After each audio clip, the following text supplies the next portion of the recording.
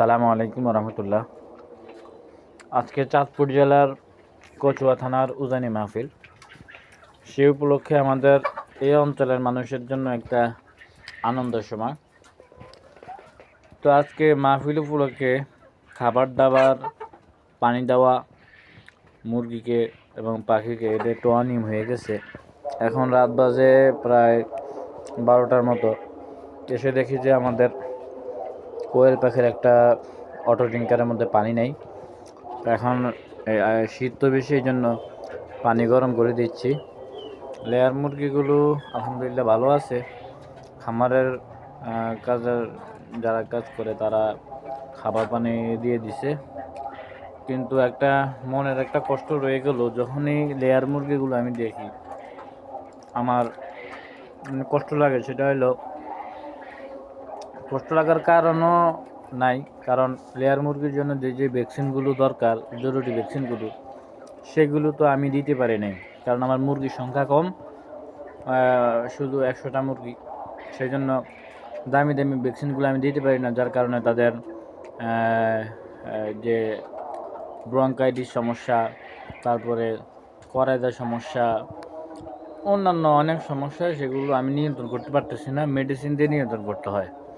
দেখেন এখন সিআরডি সমস্যা দেখা দিচ্ছে, এবার খটখটে আওয়াজ করতেছে, নাক ঝাড়তেছে, এটা সিআরডি সমস্যা। এটার জন্য আমার ভ্যাকসিনের প্রয়োজন ছিল, কিন্তু আমি ভ্যাকসিনটা দিতে পারিনি। ভ্যাকসিনটার অনেক দাম। আমি 100টা মুরগির জন্য যদি আমি ভ্যাকসিন এত দাম দিয়ে ভ্যাকসিন দেই, তাহলে আমার পোষে না।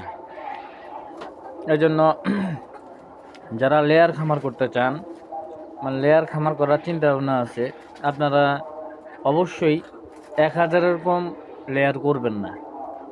1000-এর কম লেয়ার করলে আপনার ভ্যাকসিন দিয়ে আপনি পোষাইতে পারবেন না, আপনার মন মানসিকতা নষ্ট হয়ে যাবে।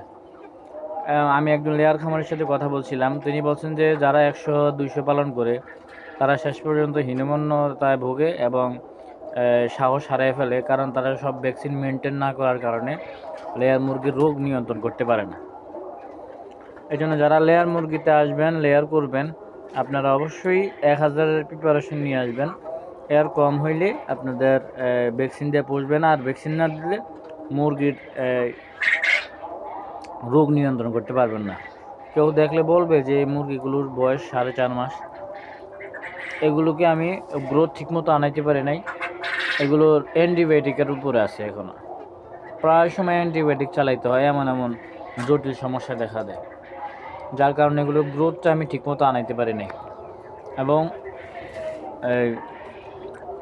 বিভিন্ন ভিটামিন আমি এখন ব্যবহার করতে পারি নাই, কারণ ব্যবহার করছি জিঙ্ক, ব্যবহার করছি অ্যামাইনো, ব্যবহার করছি সামান্য কিছুদিন।